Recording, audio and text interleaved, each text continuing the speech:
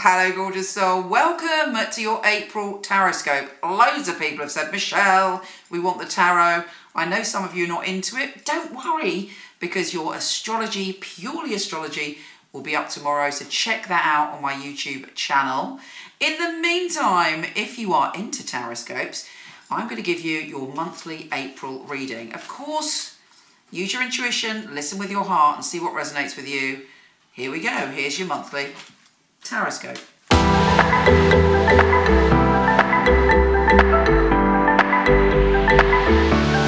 Capricorn!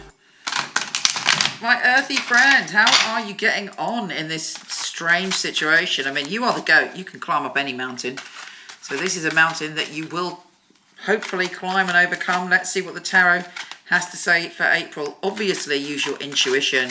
See if it feels right for you. But why not jot it down, anything that leaps out to you anyway, and see what happens by the end of the month. Okay, Capricorn, let's have a little look at the vibe. We've got the 7 of Cups, we've got the 6 of Cups, we've got the Page of Cups, we've got the 4 of Cups, we've got the Knight of Wands, we've got the Page of Wands, we've got the Queen of Pentacles, we've got the 5 of Pentacles, the 2 of Wands, 8 of Cups, the Star, and the World. Yeah, baby! We all want your cards as our final cards. That is a great outcome. So you can more or less chill out with anything else I've got to say. But generally, these are great cards. There's a lot of emotion around you. You're feeling much more emotional than usual. And people are expressing their emotions to you. It may be that you don't really know what you want to do. There are all sorts of feelings around you about what is real, what isn't real. You may feel that there's a lot of illusions around you, or you're not sure where your solid ground is, which is difficult for a Capricorn, but you have a great love around you and great soul connections, of people who care for you, and maybe the people that care for you are expressing it more, and that is healing your soul. Maybe you're expressing your tenderness more and sharing more your feelings, because actually you are going through an emotional rebirth where you are like the Page of Swords. You're seeing the beauty in the world as well as the pain, and you're counting your blessings for the good stuff. And you might already also be giving birth to a creative idea that really inspires you, and you're sort of experiencing feelings and emotions and thoughts that you haven't had before. Okay, I do have to say that you may be feeling a bit of emotional poverty in your environment. You might be unhappy with where you're living, or you might be worried about money, or that you're not feeling totally happy there. You're kind of grieving. You're like dealing with all this shock that the world has gone in, and maybe some big things in your life have created shock, but you do have a lot of emotional support around you. Give yourself time to heal. Give yourself time to get used to some of the changes, because I promise you the outcome is great.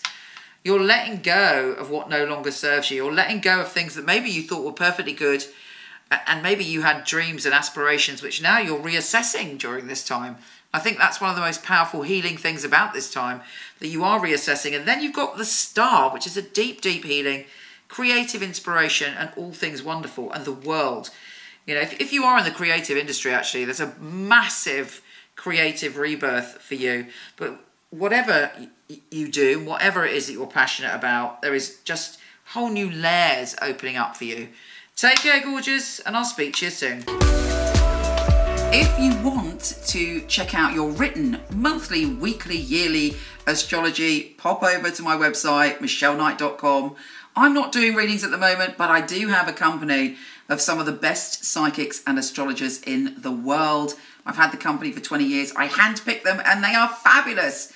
So I'm going to start to show you, starting now, their little videos on here. My name is Elizabeth. I'm a psychic clairvoyant. I do pick up on voice vibrations very quickly. I'll pick up on the person's energy. It will often be like, I describe it as a silent whispering. When I get very strong messages coming through, it will be a flash of an image, which is very clear. It will be like a film, and it will run in front of me.